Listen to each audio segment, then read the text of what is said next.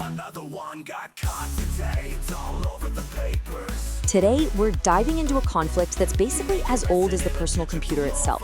It's this constant clash between technological exploration and the law.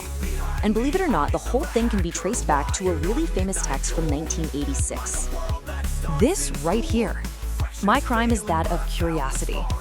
These words, written almost 4 decades ago, are pretty much the key to understanding a whole culture that honestly still baffles a lot of people today.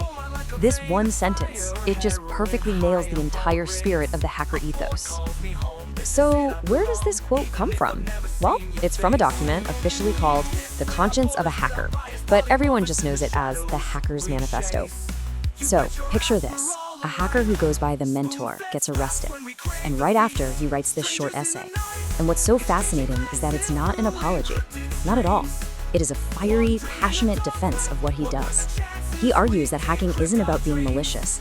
It's driven by a deep intellectual curiosity. And it's a total rejection of a society that he felt just didn't get technology. But this was so much more than just a rant. The manifesto, it lays out an entire worldview, a whole philosophy for people who feel more at home in, the world of the electron and the switch. Let's break this down. At its heart, the motivation is pure curiosity, a need to understand how things work. The identity, it's finding a home in a digital world where what you know matters way more than what you look like. The manifesto goes after the establishment, accusing them of having a 1950s techno brain, just totally unable to get it.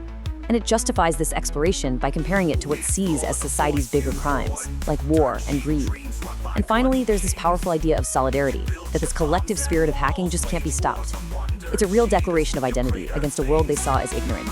Okay, but you might be thinking, this was all written back in the era of dial-up modems, right? So how does any of this hold up now in our world of instant, constant connection?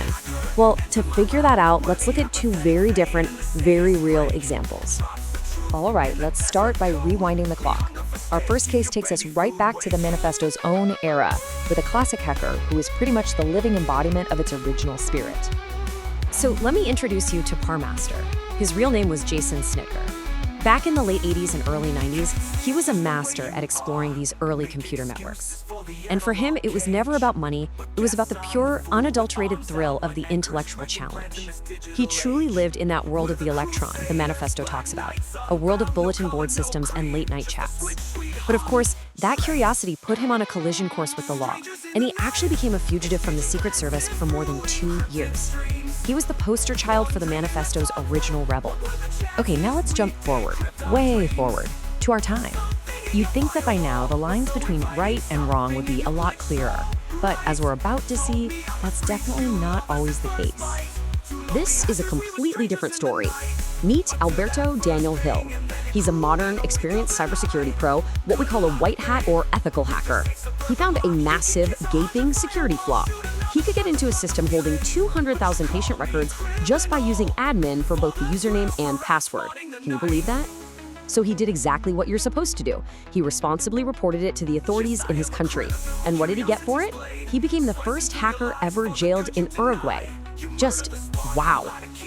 And that situation just brings us right back to one of the most biting, most powerful lines in the entire manifesto. Did you, in your 3-piece psychology and 1950s technobrain, ever take a look behind the eyes of a hacker? So here's the big question. Decades later, is that 1950s technobrain still a problem for our legal systems? Is that same ignorance still at the very heart of this conflict? And you know what? The answer seems to be a pretty resounding yes. In Alberto Hill's case, his conviction was literally blamed on the court's profound technical illiteracy.